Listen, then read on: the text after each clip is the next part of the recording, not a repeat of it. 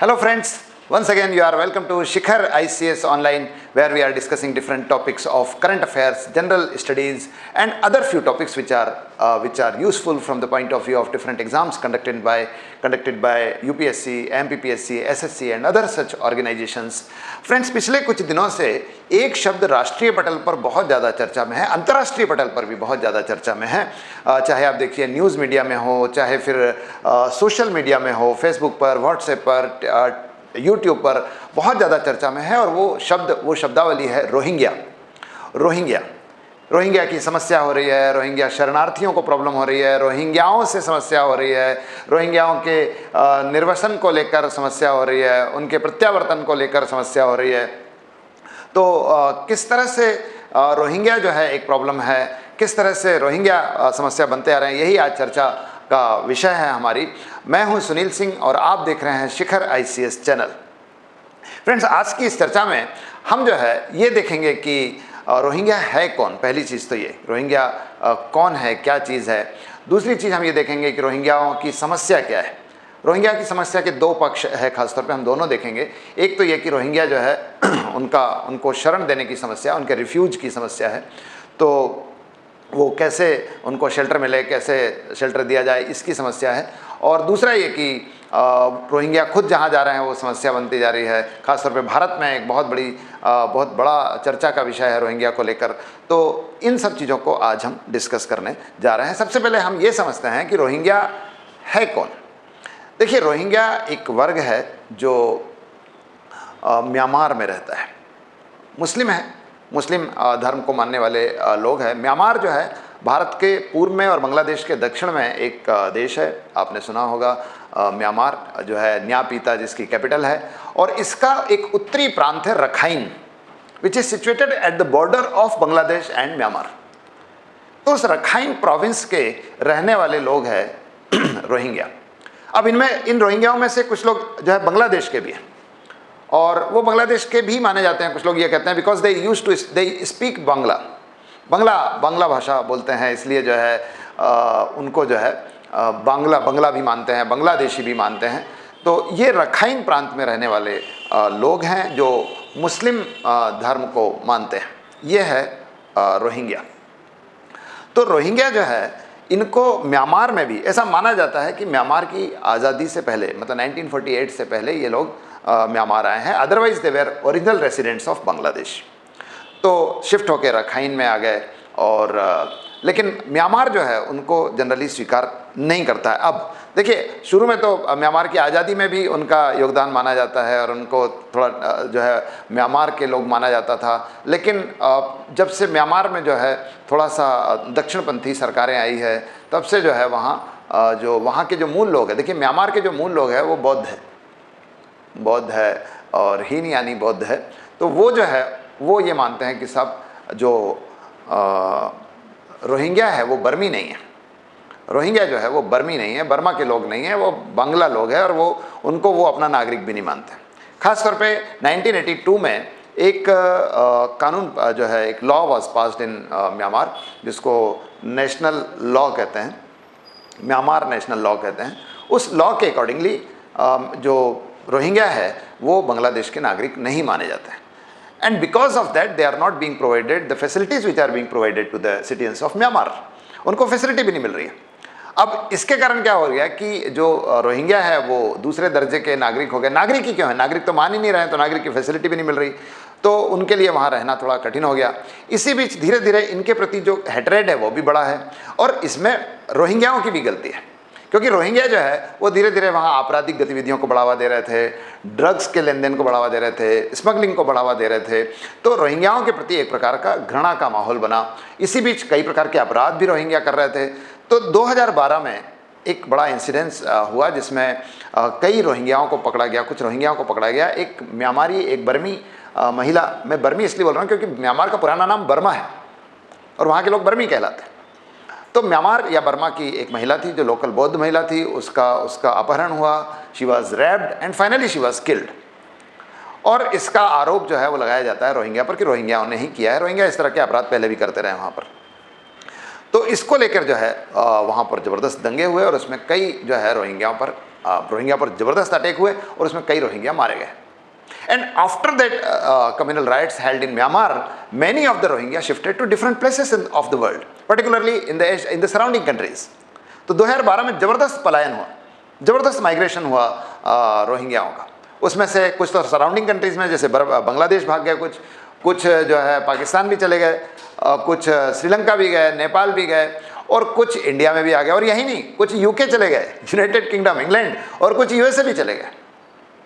लेकिन हमारे लिए प्रॉब्लम, हम अपनी प्रॉब्लम की बात कर रहे हैं, हमारे लिए प्रॉब्लम है कि भारत आ गए। ऐसा एक दंगा 2012 में भी हुआ है, and the same kind of incidents was repeated in 2017 also. That also led migration of many of the Rohingyas to India.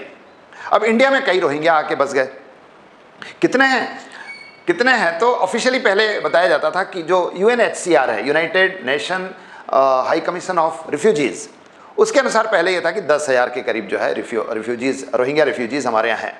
लेकिन बाद में UNHCR खुद ने जो है भारत में रोहिंग्याओं को पहचान पत्र दिए, शरणार्थी का जो रिफ्यूजी कार्ड्स दिए, तो द नंबर रेज टू 16,000। और हमारे यहाँ जो गृह मंत्रालय जो शरणार्थियों से संबंधित मामले देखता है, उसका जो आंकड़ा है वो तो कहता है कि सब 40,000 से ज़्यादा रोहिंग्या भारत में रह रहे हैं। अब ये देश के अलग अलग क्षेत्रों में चले गए, कुछ बंगाल में है, कुछ त्रिपुरा में है, कुछ जम्मू में है, यूपी में है, दिल्ली में बहुत बड़ी संख्या है इनकी, जम्मू में सबसे ज़्यादा, लगभग 6,000 के करीब जम्मू में रह रहे हैं। तो ये रोहिंग्या इधर उधर जाकर बिखर गए, बस रहे हैं। अब ये एक बड़ी समस्या है सब, ठीक है। एक समस्या तो यह है कि कोई भी देश इनको स्वीकार नहीं करता। भाई शरणार्थियों को कौन स्वीकार करेगा? जब एक समस्या बनेंगे तो सभी देश इनको वापस लौटाना चाहते हैं। बर्मा इनको अपना स्वीकार करते ही नहीं, उसने तो 82 में कानून पारित कर दिया कि ये हमारे नागरिक ही नहीं है। तो वो लोग जो है मतलब एक प्रकार की कम्युनिटी बन गई which do not have any nation. उसका कोई अपना नेशन ही नहीं है, उसका कोई अपना देश ही नहीं है। तो कोई जिनको भेज रहा है वो लेने के लिए तैयार नहीं, और जो देश है वो उनको हटा रहा है। तो उनको शरणार्थियों की एक समस्या हो रही है। अब UNHCR तो कहता है, और अंतर्राष्ट्रीय नियम भी ये कहता है कि भाई जो देश में गए हैं उनको तो शरण देनी ही चाहिए। तो भारत में भी जो है कई लोग आ गए, तो अब शरण देने का दबाव है हमारे ऊपर। भारत के बारे में जो उदार भारत का एक रूप है वो तो ये कहता है कि साहब हम तो वासुदेव कुटुंबकम की अवधारणा को अपनाते हैं, जिसमें पूरी वसुधा ही, पूरी पृथ्वी ही क्या है, the entire earth is a family. तो वासुदेव कुटुंब की अवधारणा को अगर अपनाते हैं तो हमको रोहिंग्याओं को अपनाना चाहिए।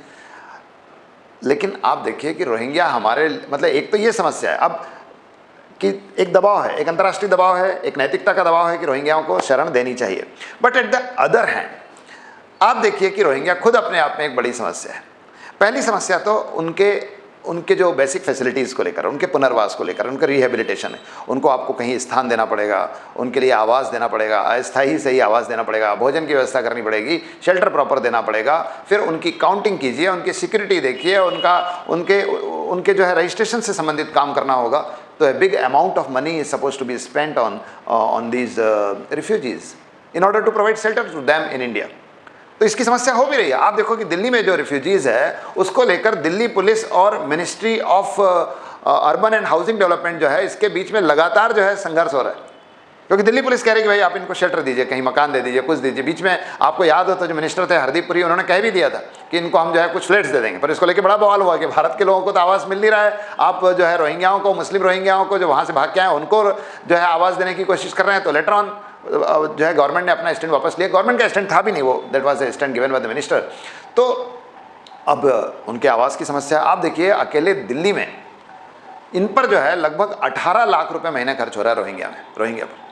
तो एक समस्या तो खर्चे की, उनका आवास, उनका भोजन, इन सब पर बहुत बड़ी मात्रा में खर्च होता है। जम्मू में बहुत ज़्यादा खर्च हो रहा है, तो अकेले दिल्ली में इतना खर्च हो रहा है तो पूरे देश में कितना हो रहा होगा आप देख सकते हैं। तो एक समस्या तो ये है। दूसरी समस्या जो है वो इस बात को लेकर है कि जो रोहिंग्या है वो जब रोजगार की तलाश करते हैं तो कुछ को तो रोजगार मिल रहा है, कुछ को रोजगार नहीं मिल रहा है। तो gradually they are moving towards the criminal activities. वो क्रिमिनल एक्टिविटीज़ में लूटपाट कर रहे हैं, हत्या कर रहे हैं, डकैती डाल रहे हैं, इस तरह के काम भी कर रहे हैं। दिल्ली में तो बहुत ज़्यादा हो रहा है। और आप देखिए कि धीरे धीरे वो आतंकवादी गतिविधियों की तरफ भी बढ़ रहे हैं। क्योंकि मैंने बताया कि मोस्ट ऑफ द रोहिंग्या, अधिकांश जो पूरे के पूरे रोहिंग्या है वो मुस्लिम है, और इसकी तरह उनका स्वाभाविक रुझान जो है मुस्लिम आतंकवाद की तरफ होता है। तो वो मुस्लिम आतंकवादियों के जो प्लेयर्स हैं उनके हाथ के खिलौने बन जाते हैं। पैसे की जरूरत इनको है ही, गरीब है ही, और फिर मुस्लिम भी है तो स्वाभाविक झुकाव जो है मुस्लिम चरमपंथ की और मुस्लिम एक्सट्रीमिज्म की तरफ उनका है। तो वो आतंकवाद की घटनाओं की तरफ जुड़ रहे हैं, वो धीरे धीरे जैश ए मोहम्मद और दूसरे ISIS ऐसे आतंकवादी संगठनों के साथ जुड़ते जा रहे हैं। बांग्लादेश के भी कई आतंकवादी जमात इस्लामी ऐसे संगठनों के साथ उनका कनेक्शन होता जा रहा है, तो भारत में आतंकवादी गतिविधियों को भी बढ़ावा दे रहे हैं। आपको याद होते दिल्ली में अभी रामनवमी का जुलूस पर जो आक्रमण हमला हुआ था, उसमें कई रोहिंग्या ही थे, रोहिंग्या, वहाँ रोहिंग्याओं की बस्ती है, उन लोगों ने वहाँ पर आक्रमण किया। फिर दूसरी चीज़ है, दूसरे अपराध भी है, तस्करी में भी जुड़े हुए हैं, ड्रग्स का काम भी कर रहे हैं, हाँ तस्करी में भी है, ड्रग्स का काम भी कर रहे हैं, ये सारे काम भी जो है वो करते आ रहे हैं, आतंकवाद को भी बढ़ावा दे रहे हैं। फिर एक और चीज़ देखिए कि रोहिंग्या जो है इस दृष्टि से भी एक समस्या है कि वो जो है अगर रोहिंग्या कहीं पर बसते हैं तो वहाँ का जो डेमोग्राफिक बैलेंस है, जो एक जनगणनात्मक संतुलन होता है कि एक जगह में इतने लोग रहते हैं, इतने इस कम्युनिटी के, इतने इस कम्युनिटी के, इतने इस कम्युनिटी के, इसको हम एक जनगणनात्मक संतुलन कह रहे हैं या डेमोग्राफिक बैलेंस कह रहे हैं, तो वो गड़बड़ाता है क्योंकि एक पर्टिकुलर कम्युनिटी के लोग ज़्यादा हो जाते हैं और फिर तेजी से उनकी जनसंख्या बढ़ती हो तो जनसंख्या विस्फोट जैसा हो रहा है। दिल्ली में जो बस्तियाँ हैं वहाँ पर बहुत तेज़ी से जनसंख्या बढ़ रही है साहब पिछले कई दिनों से, तो जनसंख्या बढ़ती है तो डेमोग्राफिक बैलेंस बदल जाता है, और बदल जाता है तो फिर जो है एक पर्टिकुलर कम्युनिटी की तरफ झुकाव होने लगता है और इससे जो बाकी कम्युनिटी है वो संख्या में कम होती जाती है। तो ये भी एक बड़ी समस्या हो रही है, ये भी एक बड़ी प्रॉब्लम हो रही है। और फिर अल्टीमेटली ये गजवा हिंद जैसे अभियान की ओर भी संकेत करती है कि धीरे धीरे जनसंख्या बढ़ेगी तो ये प्रॉब्लम भी हो सकती है, ये भी है। अब एक और बड़ी खास समस्या जो भारत की अपनी समस्या से संबंधित है कि इसके कारण भारत में तुष्टीकरण की राजनीति भी बढ़ रही है, जिसको हम पॉलिटिक्स ऑफ अपीजमेंट कहते हैं। तुष्टीकरण का मतलब यह है कि किसी एक वर्ग के हितों को संतुष्ट करने की कोशिश करना ताकि उनसे राजनीतिक लाभ लिया जा सके, उनका समर्थन लिया जा सके, उनके वोट लिया जा सके। तो ये जो तुष्टीकरण की राजनीति है ये इसके कारण बढ़ती है। कई ऐसे राजनीतिक दल हैं हमारे यहाँ जिनका झुकाव जो है बहुत ज़्यादा झुकाव जो है अल्पसंख्यकों की तरफ है, मुस्लिमों की तरफ है, और उसके कारण जो है वो इनको अपना समर्थक बनाना चाहते हैं। उनका समर्थन लेने के लिए उनको राशन कार्ड बनवा देते हैं अपने प्रभाव से। विधायक है, अपने प्रभाव का इस्तेमाल करता है, लीडर है, राजनीतिक दल का नेता है, अपने प्रभाव का इस्तेमाल करता है, राशन कार्ड बन जाता है। धीरे धीरे वो भारतीय समाज में ही घुल मिल जाते हैं, फिर धीरे धीरे उनका वोटर कार्ड भी बन जाता है, वोटर ID कार्ड बन जाता है, तो धीरे धीरे वो जो है नागरिक बनने की स्थिति में आ जाते हैं। तो इससे तो भारत का जो डेमोग्राफिक बैलेंस है फिर गड़बड़ाएगा। अब केवल किसके लिए? Only for a narrow political interest, केवल एक स्वार्थ के लिए, केवल एक राजनीतिक, एक क्षुद्र संकीर्ण राजनीतिक स्वार्थ के लिए आप जो है देश के साथ इतना बड़ा खिलवाड़ कर रहे हैं। लेकिन ऐसा खिलवाड़ कर रही है कई राजनीतिक दल हमारे। तो ये समस्या भी रोहिंग्याओं के कारण हो रही है। तो ये रोहिंग्याओं की एक समस्या तो यह है कि उनको शरण दिया जाए, उनको शरण दी जाए या नहीं दिया, दें तो कैसे, अंतर्राष्ट्रीय दबाव। दूसरी समस्या है कि रोहिंग्या खुद जो है देश की सुरक्षा के लिए, देश की एकता और अखंडता के लिए, देश में सौहार्द के लिए, देश की बाहरी सुरक्षा के लिए, ध्यान रखना, both the internal as well as external security of the country, they are a big threat. तो they are becoming a big threat. तो ये एक समस्या है। प्रश्न यह है कि इसका निदान, इसका निवारण, इसका सॉल्यूशन क्या हो सकता है? देखिए, सॉल्यूशन तो यह है कि भारत में शरणार्थियों को लेकर कोई बहुत स्पष्ट कानून नहीं है। मतलब legally we are not bound to provide facilities और provide shelter to the refugees. हाँ, हम नैतिक दृष्टि से, मानवाधिकार की दृष्टि से इसका पालन कर रहे हैं। अंतर्राष्ट्रीय संस्थाओं के हम बहुत ज़्यादा जो शरणार्थियों को लेकर अंतर्राष्ट्रीय संधि है उसके हम सदस्य भी नहीं, हमने हस्ताक्षर भी नहीं किए।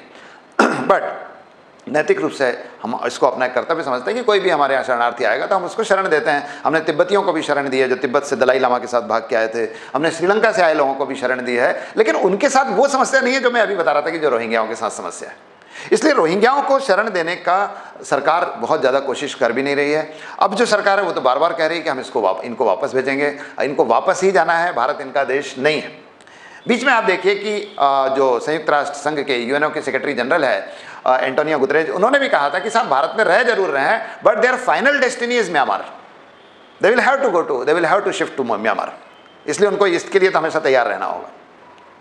तो भारत में जो है, भारत की प्रायोरिटी जो है वो है और होनी चाहिए कि इनको वापस भेजें, और जब तक इनको वापस भेजने के लिए कूटनीतिक प्रयास करें, बांग्लादेश से बात करें, म्यांमार से बात करें, उनके आइडेंटिटीज़ जो है रखें, यहाँ पर जो है दूतावास में लगातार प्रेशर बनाए कि साहब इनको आप वापस लीजिए। एक चीज़, भारत अब इतना बड़ा जो है पॉलिटिकल पावर इस साउथ एशिया में हो गया है कि ऐसा प्रेशर डाल सकता है, तो भारत को प्रेशर डालना चाहिए। और जब तक उनके प्रवसन का, यानी उनके वापस भेजने की व्यवस्था, प्रवर्तन की व्यवस्था नहीं हो जाती है, उनके डिपोर्ट की व्यवस्था तब नहीं हो जाती है, तब तक जो है इनको पूरी तरह से डिटेंशन सेंटर में रखा जाना चाहिए। और आपको शरणार्थियों को दो श्रेणी में बांट दीजिए, एक वो जिनके पास शरणार्थी कार्ड है और दूसरे वो जो अवैध रूप से धीरे धीरे करके आ गए। तो जो इलीगली इन्फिल्ट्रेशन के द्वारा भारत में आए हैं, अवैध घुसपैठ के द्वारा भारत में आए हैं, उनके विरुद्ध आपराधिक कार्रवाई होनी चाहिए। आईपीसी के अनुसार भारत में ऐसे किसी भी अवैध घुसपैठिए पर जो पर्याप्त कानूनी दस्तावेज के बिना भारत में आ गया है, पासपोर्ट आदि के बिना, वीजा आदि के बिना, उस पर जो है कार्रवाई का प्रावधान है हमारे यहाँ, और उसे 8 वर्ष तक की सजा हो सकती है। तो first they must be properly trialled, उन पर अदालती कार्रवाई होनी चाहिए। They must be sent to the jail, और जेल से भी जब छूट के आए तब अगर वो वापस हो जाए तो बहुत अच्छा, और ना होते हैं तो उनके लिए डिटेंशन सेंटर रखा जाए। इनको आम बस्तियों में ना रखा जाए।